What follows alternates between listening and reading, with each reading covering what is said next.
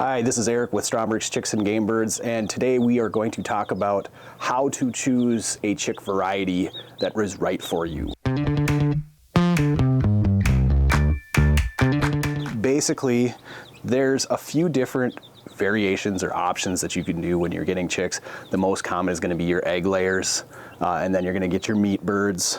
Then we've got dual purpose, ornamental. Lastly, we're going to talk about a little bit of differences between purebred and hybrid chicks. So let's talk about egg layers first. Most of you are going to be getting egg layers. And why are we going to be getting egg layers? Because they're the fun ones. They're the ones that are going to grow, start making you breakfast, right? What type of different egg layers are there? That's an excellent question because not all chickens are created equal. Some birds lay more eggs than others. And this really gets into a question of purebred chicks versus hybrid chicks. We're going to talk a little bit about purebred chicks. That's what all of these little guys are. Purebreds is because when they breed true. So you take a Rhode Island Red and a Rhode Island Red, you breed them together, and you're going to get another Rhode Island Red.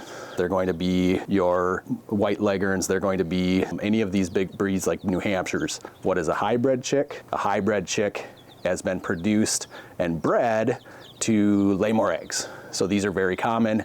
This would be like some of your big names like your Isa Browns or like your red sex links, things like that. Now these aren't going to breed true when you breed them. So if you breed a sex link to a sex link, you will still get a chicken, but it's not going to be the genetics that you're expecting.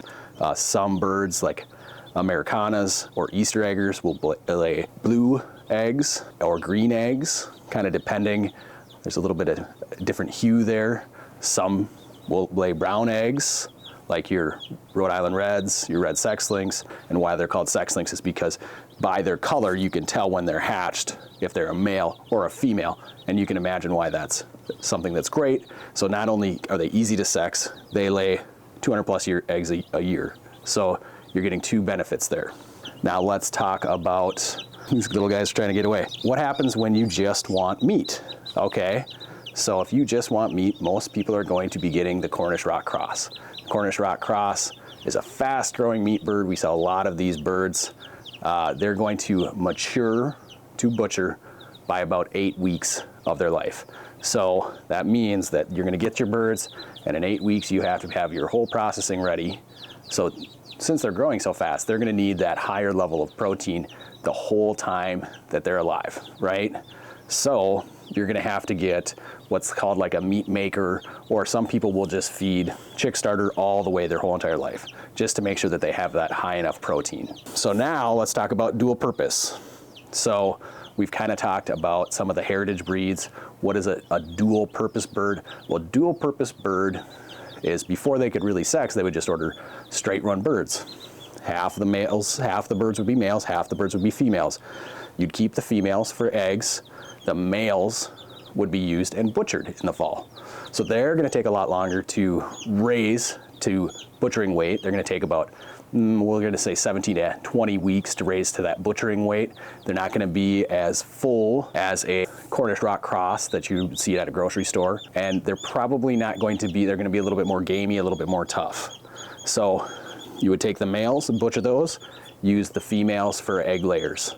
Now those egg layers aren't going to be like the hybrid egg layers that are really, really pumping out eggs, but they will be good egg layers nonetheless.